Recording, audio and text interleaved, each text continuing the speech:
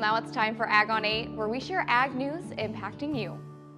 Well, Monday, U.S. Secretary of Agriculture Brooke Rollins will be in Rome for a trade mission. The secretary says American farmers and ranchers have been hurt by the European Union and Italy's high tariffs and non-tariff barriers. There, she'll meet with a number of food officials, and the trip is the second stop in Rollins' 6-month trade mission agenda. Well, some livestock owners are getting a boost from the USDA. If they were impacted by droughts or wildfires, they could get some money back through the approved Livestock Forage Disaster Program application, and through this new program, they'll automatically get a payment. Later this summer, the Farm Service Agency will announce other support for those impacted by flooding. Well, there's a new fuel on the market, and this week, a pilot in Urbandale, Iowa, became just the second gas station in the United States to offer B99, a biodiesel blend. That's why Dave Walton, a farmer from Wilton, Iowa, joins us now, giving us his thoughts on how it could help farmers and others in the future. Hey there, Dave. Hey, good morning. Good morning. Well, first, you're not just a farmer, but you're also on the Iowa Biodiesel Board. What is B99? B99 is a blend of 1% petroleum diesel and 90%, in this case, it's biodiesel, made from soybean oil. So this has been a long project, a long time coming, but it was really gratifying to see that pump get put into service on Thursday. Yes, and so this isn't for cars, but probably for more specifically certain semis. Is that correct? Who can use this? Yeah, so right now the equipment list is fairly limited. So it's heavy duty over the road trucks are what's burning B99 right now, and specifically the terminal that we put in Des Moines is going to service the Pepsi. So the PepsiCo trucks, the delivery trucks that you're going to see running around mid Iowa and possibly this end of the state are going to be fueled by B99 blend out of that pump. But any heavy over the road truck can use it it takes a little bit of specialized equipment on the truck itself, but that's easily added, and then they can run B99 year round. And what's the benefit for companies to use this? Is there a cost benefit? Is it for carbon emissions? Why is PepsiCo specifically taking this step in this direction? A couple of things. PepsiCo has some strong sustainability goals, so they're trying to lower the footprint as an organization, and this is just one more step into the future. It's an easy way to decarbonize a big part of their emissions. So transport in the PepsiCo world is a big part of where their carbon emissions come from. So this is an easy way to drop that significantly. It also is, it's American grown energy, and so instead of relying on petroleum from somewhere else in the world, we're using soybean oil from here, in this case from the Midwest. And so PepsiCo has really seen the benefit of that and into it, and really wants to help incentivize it. And so this is obviously helpful for them. How can it help soybean farmers like you? Yeah, it's another demand driver for us. So the soybean is made up of two things. There's a protein side, which is the soybean meal, and then the oil side, which is about 20% of the soybean. Biodiesel adds about 13% to the price of soybeans. So by going to higher and higher blends, we're bringing that up more and more. So we could see 14, 15, 16% of the price coming from the biodiesel side. So it's baseline demand, and it does also helps the price. So it's really good for soybean farmers to get into these higher and higher blends. So you said that this fuel is for a lot of PepsiCo trucks, and that there's some other trucks that with some different changes, they could also use it. I mean, is there a future where a whole truck fleet across the U.S. would use this fuel?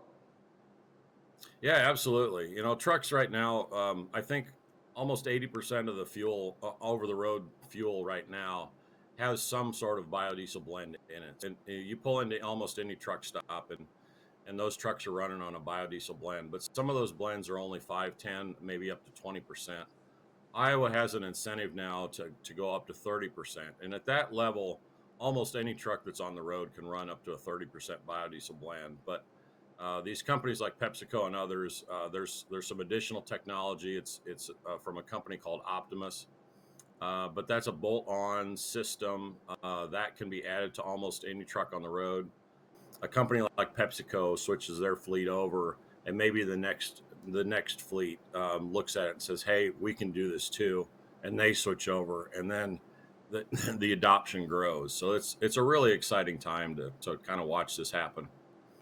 For sure, and I believe the first one of these fuel pumps was in Decatur, and now there's one near Des Moines. I mean, do you know what's next on the list? Is this an expanding project?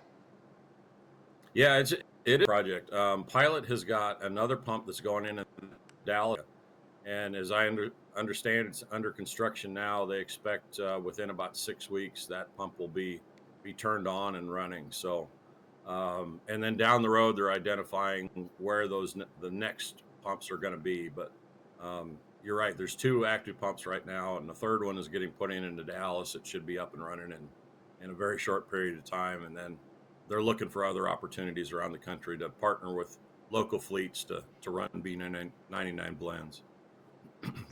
Well, definitely some exciting technology for soybean farmers. So thanks for joining us today, Dave. Sure.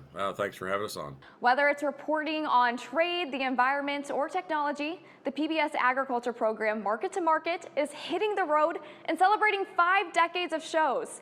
That's why we have Paul Yeager, the program's host, now joining us. How are you today, Paul? I'm great. Good to hear you. It is good to hear former Secretary Vilsack there. Interviewed him a few times, and I guess we should have asked him to stick around until Tuesday for our event. That would have been a great way to pull it all together. So I have to ask you, I'm a little bit of fangirling here because as we talked earlier, I grew up on a farm, and Market to Market is a traditional farm broadcasting program. So tell me, I mean, what is the history of this 50-year program? Well, since your family watched it, then you know what I'm about to say is when the show is on, everybody is quiet. You can sit in here with dad or grandpa or grandma, but you got to be quiet. We've been doing this show for 5 decades here based at Iowa PBS, and we're distributed nationally. So I've been stopped by people in Oklahoma and Kansas over the years that said they've watched our show. We cover a lot of those issues you just talked about, trade, the environment, policy, tariffs. We've really been in tariffs and trade lately a lot here on the show. And each week it's all about the commodity markets, where we're headed. Is it going higher? Is it going lower? What are the fundamentals? What are the technicals doing for the corn and soybean market? I mean, right there in the Quad Cities, you know full well everybody wants to know what's going on with that Mississippi River because that is so important to pricing all throughout the country. Well, you hit on some of the main topics we've been talking about here too on our Ag on 8 segment. Coming up on Tuesday, you're going to be real close to us in LeClaire. What will you be talking about there? We have been taking Market to Market on the road to celebrate. This is our 4th stop that we've done. Ted Seifert, who's one of our regular market analysts, is going to come out of Chicago, come down, and we're going to hold a live MTOM podcast. It's going to enter its 10th season next week, and we're going to have a live discussion that we'll record, but also people are welcome to come to the Mississippi River Distilling Company and have a conversation with us. You can meet Ted, you can meet myself. He might bring his corn hat. Those that know a little bit about the show, he'll sometimes put those foam hats like the Packer fans have. He'll put that on. I don't know how he feels about the corn market right now, but that's what we will do. We'll have an event, have a good half hour, 45-minute discussion that we'll record and distribute through our podcast channels. And this has been a lot of fun. We've gone to Cherokee, we've gone to Lincoln, Nebraska, we've gone to my hometown of Jessup, Iowa, and it's fun to come back to the Quad Cities where I spent a lot of my time working at we'll just put it nicely, Haley, another television station in the market. Yes, well, I know that you have spent a lot of time here. Well, tell me, I know that agribusiness, reporting is important to you and it's important to me, but why is it important to maybe more than just farmers? Well, the simple answer to that one's all about food. You like to eat. And you like to have business. I mean, think of those Scott County, Rock Island County, Carroll County farmers that their livelihood is in the dirt. Now, if you go just a little farther south and east, you know the rain has been an impact on the planting progress. That's eventually going to impact what you pay for, say, gasoline in the form of ethanol, or in livestock in the animals, or some of your food additives. Trade is important for agriculture, and that has been a big topic of President Trump, and it really just impacts everyone. Think of those big companies that are around in your backyard, in your viewing area, that depend on a farmer. And so those are lots of jobs. The number one employer, John Deere, you can't go anywhere without seeing one of those in the field. So agriculture matters to the Quad Cities. I don't think there's an area in the country that it matters to almost as much as anything is right there in town. It's critical to this economy for sure. And real quick, you've been part of that program since about 2010. What's been one of the most interesting things you've covered? Well, we cover a lot of things. I've been across the country.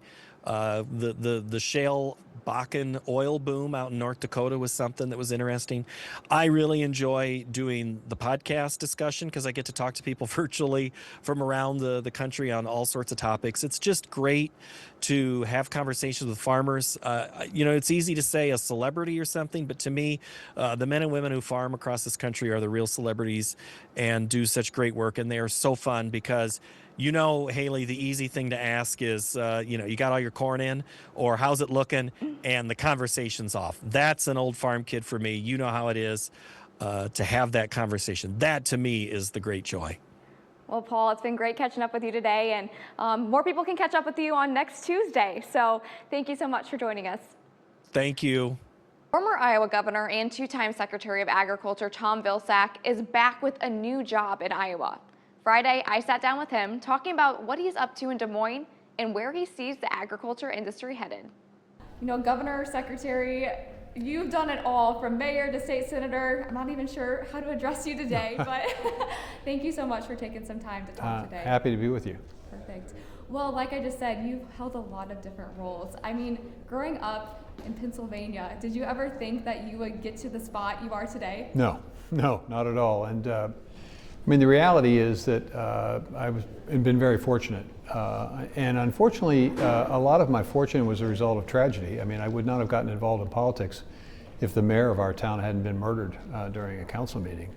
And the community was looking for an opportunity for leadership, and they asked me to take on that opportunity, and that sort of got me on a political track that I wasn't planning on doing. I was planning on being a small town lawyer, and I was happy doing that. But I've had a tremendous opportunity, and I've been very blessed, and the people of Iowa in particular have been very, very supportive, and certainly appreciated my opportunities to serve as a Secretary of Agriculture, not once but twice, the only person ever to do that. And working for small towns, working for farmers and ranchers and producers, it was a good life.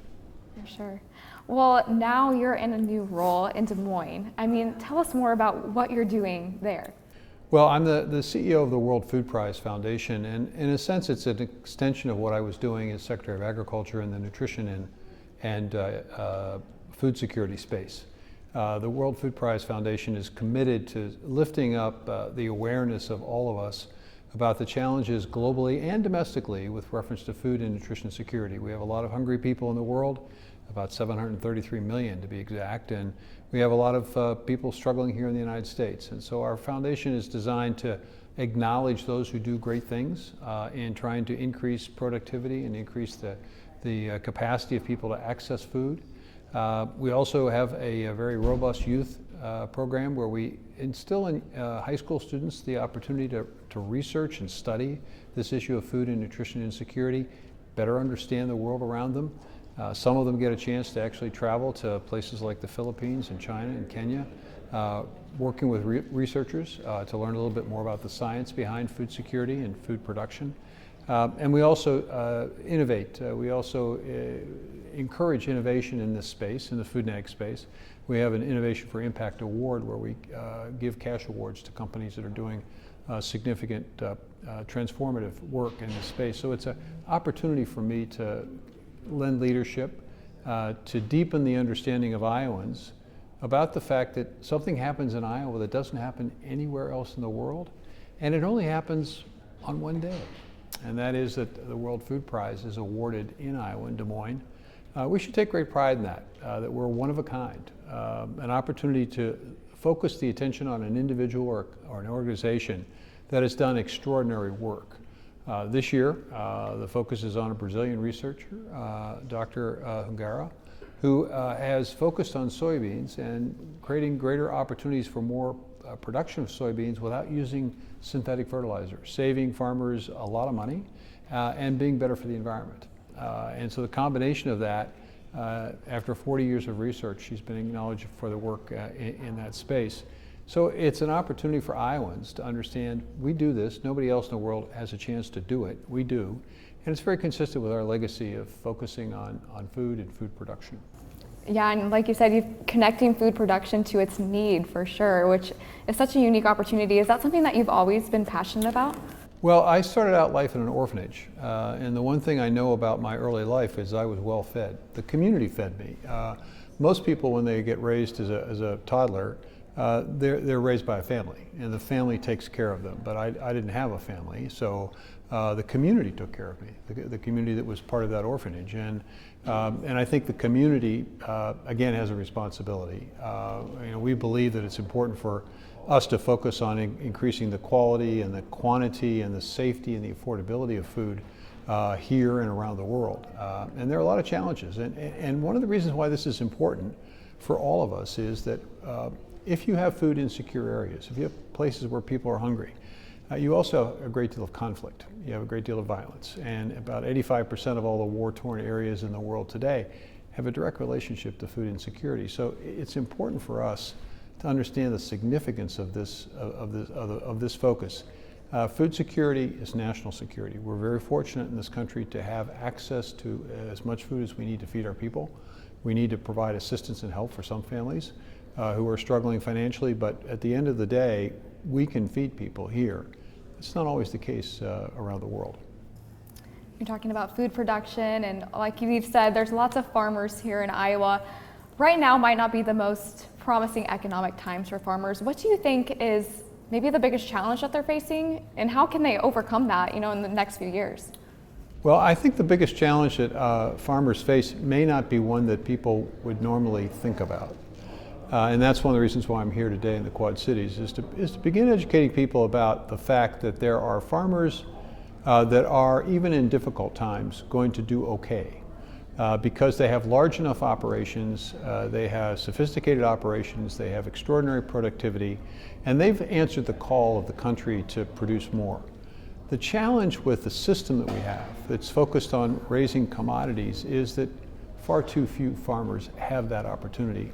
So about 90% of our farmers, that's about 1.6, 1.7 million farms, struggle not just in difficult times when prices are low, but they also struggle in good times. Let me give you an example. In 2022, it was the best year in farm income in the history of the United States. But the problem was that not everybody experienced that. The top 10% of farms, 180,000 farms, got about 85% of that income, which meant that 15% of the income was spread out over that 1.6, 1.7 million farms. The reality is about 50% of those farms didn't make any money at all. 40% of the 90% made money, but the majority of money came from off-farm income. So these farms have to work twice as hard just to keep the farm. It's a tough business to begin with. It's even tougher if you have to work a second job just to keep the farm. So the challenge, I think, for us is to figure out a new way, an expanded way, a complementary way to the productivity concept that allows these small and mid-sized farming operations to be more successful even in tough times. And that involves additional income sources for farmers. And I can explain that in greater detail in the presentation I'm going to make today. What you'll talk about today, that's the whole reason you're here in Davenport in the Quad Cities? The reason I'm here today is to basically say, why is it that we have the farmers who are working harder rather than the farms themselves working harder? That's the central question. And I think we started, when I was secretary before, the last time, we started a process of investing in multiple sources of income. So farmers got paid not just for what they grew, but how they grew it. And as they got paid for more sustainable practices, they also could measure and quantify the result of those practices. That too could generate additional income. new opportunities to convert agricultural waste into a variety of new products, taking some of the pressure off of animal protein production. You know, we have issues relative to hog lots and manure. This is an opportunity to redirect some of that into more productive circumstances, which creates more jobs, creates more income sources for farmers, more renewable energy being produced by farms, providing more and less expensive electricity for the rest of us. Opportunities for local and regional food systems where farmers get a better shake in the market. Instead of 20 cents out of every food dollar, they get about 75 cents of every food dollar. So it's an opportunity to encourage more new and better markets, which in turn increases the number of payments that farmers receive, makes it easier for those small and mid-sized farming operations to stay in business. And here's why that's important to all of us. It isn't just the food supply, it's also the military. The reality is that the military recently has experienced difficulty meeting their recruitment goals. Now, there are a lot of reasons for it, but one reason for it is that we've seen a decline in the rural population. We've lost so many small and mid-sized farming operations that basically just gave up. They couldn't make it, so they left. And their children left, and their grandkids never got the opportunity to be raised in a small town with the values of a small town, which is an unfortunate circumstance for the country because we need those small towns to be vibrant. We need them to thrive. We need them to be successful so that people have choice. They have the option of staying or coming back. When they don't, they leave, and too few of those young people grow up with the idea of giving something back to their country. And so it's just really, really important for us to understand that our security, our national security, is tied to the ability of farmers and ranchers to succeed. And once people realize that, then they need to start asking the questions, what are we doing from a policy perspective? What are we doing from a support perspective to make that happen?